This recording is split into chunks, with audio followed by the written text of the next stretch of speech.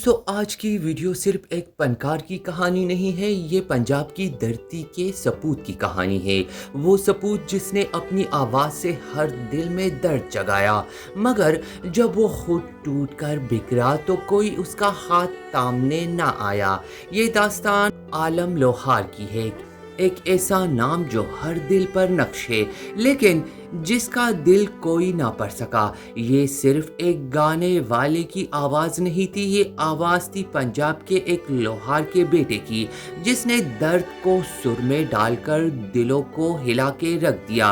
उसकी हर सांस में मिट्टी थी, हर सुर में गम था, लेकिन जब दुनिया खामोश हुई तो उसकी आवाज़ खुद खामोश ना हो सकी। एक गांव जहां धुएं और लोहे की चमक थी, जहां लोहा बुनता था, वही उसके दिल में दर्द के सुर परवान चढ़ते थे। दोस्तों, पंजाब की मिट्टी की खुशबू से भरी उसकी आवाज़ लहजा सिर्फ लहजा ना था, ये लोक रेतों का गीत था।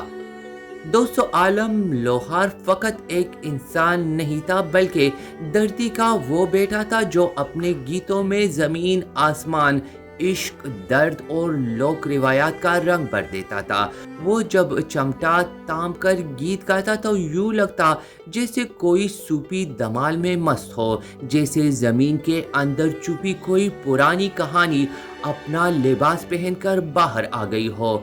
दोस्तों, आलम लोहार जिन्होंने पंजाब की सकाफत को सिर्फ गाया नहीं बल्कि उसे जिया, वो जिनके गीतों में मिर्ज़ा और साहिबा, हीर और रांझा, सस्सी और पन्नू सिर्फ किरदार ना थे बल्कि जिंदा जिस्मों में डले हुए ख्वाब थे।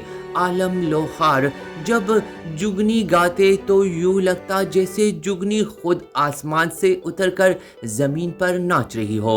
उनकी आवाज़ में जो दर्द था, जो गूंज थी, वो ऐसा असर रखती थी कि सुनने वाला इंसान वक्त की कैद से निकलकर माजी की किसी चौपाल में बैठा माहिए सुनता महसूस होता।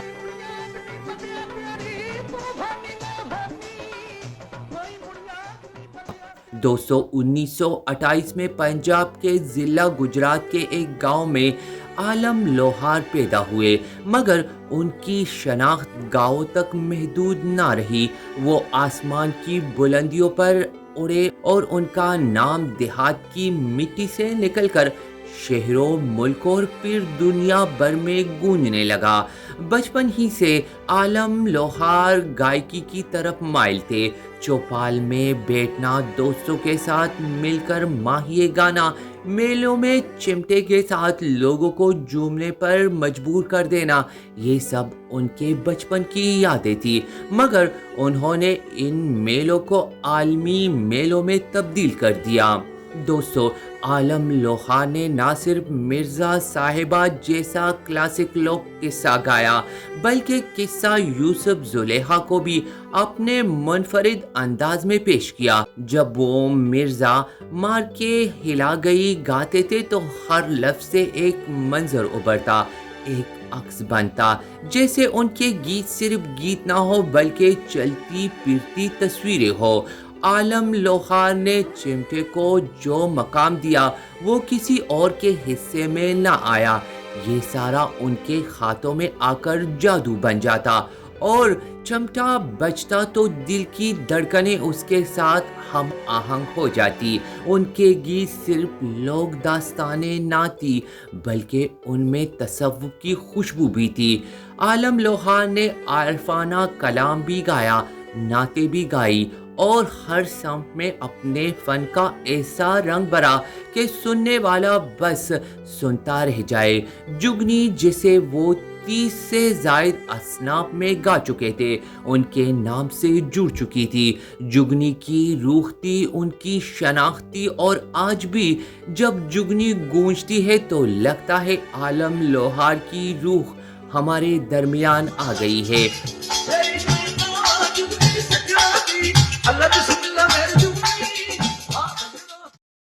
उनके फन का सहर सिर्फ पाकिस्तान तक محدود نہ تھا۔ بھارت کے وزیر اعظم پنڈت جواہر لال نہرو تک ان کی آواز کے اسیر ہو گئے تھے۔ انہوں نے عالم لوہار کو خاص طور پر ہندوستان مدعو کر کے براہ راست ان کا کلام سنا اور بے حد سراہا۔ ادھر پاکستان کے صدر ایوب خان بھی ان کے بہت بڑے مداح تھے، جنہوں نے انہیں شیر پنجاب کے خطاب سے بھی نوازا۔ عالم لوہار واقعی شیر تھے، پنجاب کے پن کے، گائکی کے۔ وہ ایک ایسے عظیم سپاہی تھے جو چمٹے کو ہتھیار بنا کر ثقافت کی جنگ لڑتے رہے اور فتح ان کا مقدر بنی۔ دوستو، 1977 میں عالم لوہار نے برطانیہ میں ملکہ الزبتھ کی سالگرہ پر بھی پرفارم کیا۔ یہ پاکستان کی لوک موسیقی کی تاریخ کا سنہرا لمحہ تھا، جب ایک پنجابی فنکار نے دنیا کی سب سے طاقتور سلطنت کے شاہی محل میں اپنی مٹی کا رنگ بکھیر دیا۔ اس موقع پر عالم لوہار نے جو لوک گیت گائے وہ صرف گانا نہ تھا، وہ ایک اعلان تھا کہ لوک موسیقی سرحدوں کی محتاج نہیں، دلوں کی زبان ہے۔ عالم لوہار کی فنی خدمات کے اعتراف میں انہیں تمغہ حسن کارکردگی سمیت بے شمار اعزازات سے بھی نوازا گیا، مگر اصل اعزاز تو وہ محبتیں تھی جو ان کے مداحوں نے انہیں دی، وہ آنکھیں تھی جو ان کے گیتوں پر بیگ گئی، وہ ہونٹ تھے جو ان کے ماہیوں کو دہراتے رہے، اور وہ دل تھے جو ان کی دھڑکنوں سے جڑ گئے۔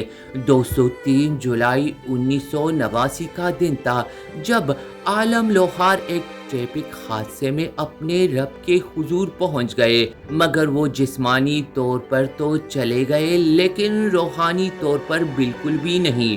ان کی آواز، ان کے گیت، ان کا چمٹا، ان کی جگنی سب آج بھی ہمارے درمیان زندہ ہے۔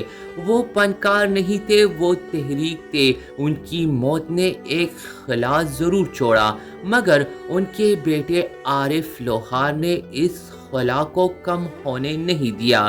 انہوں نے اپنے والد کے انداز کو اپنایا، ان کی گائی ہوئی جگنی کو نئے انداز سے زندہ رکھا، اور آج بھی جب وہ چمٹا بجا کر گاتے ہیں تو لگتا ہے جیسے عالم لوہار دوبارہ آ گئے ہو۔ دوستو، عارف لوہار نے بھی اپنے والد کی طرح پنجاب کی مہک کو اپنے لہجے میں سمو لیا۔ ان کا لباس، ان کا انداز، ان کی موسیقی، سب کچھ اسی روایت کی پہچان ہے جسے عالم لوہار نے جنم دیا۔ انہوں نے روایت کو روایتی نہیں رہنے دیا، بلکہ جدید رنگوں میں ڈال کر نئی نسل تک پہنچایا۔ دوستو، آج عالم لوہار ہم میں نہیں، مگر ان کا فن، ان کی محبت، ان کا درد، ان کی مٹی، سب کچھ آج بھی زندہ ہے۔ جو فنکار دلوں پر راج کرتا ہے وہ کبھی مرتا نہیں۔ عالم لوہار پنجاب کی آواز تھے اور ہمیشہ رہیں گے۔ ان کے گیتوں میں وہ مٹی کی خوشبو ہے جو بارش کے بعد فضا میں بکھر جاتی ہے۔ ان کی آواز میں وہ طاقت ہے جو نیند میں خوابوں کو جگا دیتی ہے، اور ان کے چمٹے میں وہ ساز ہے جو خاموشی کو بھی موسیقی میں بدل دیتا ہے۔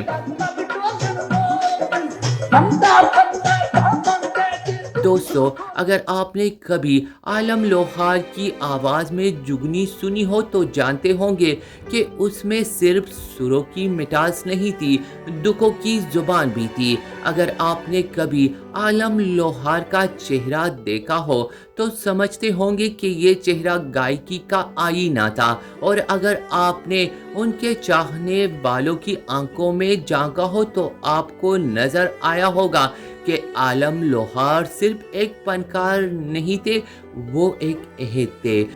دوستو، اگر آپ کو بھی عظیم لوک گلوکار عالم لوہار کی زندگی کو عقیدت دینے کے لیے ہماری یہ چھوٹی سی کاوش پسند آئی ہو تو دوستو، اس ویڈیو کو زیادہ سے زیادہ لائک کریں اور شیئر کریں تاکہ ہمارے عظیم گلوکاروں کے بارے میں زیادہ سے زیادہ لوگوں کو پتہ چل سکے۔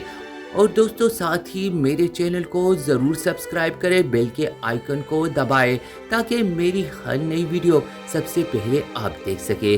दोस्तों अगली वीडियो में आपसे फिर से बात होगी, तब तक आप सब अपना बहुत सारा ख्याल रखिए।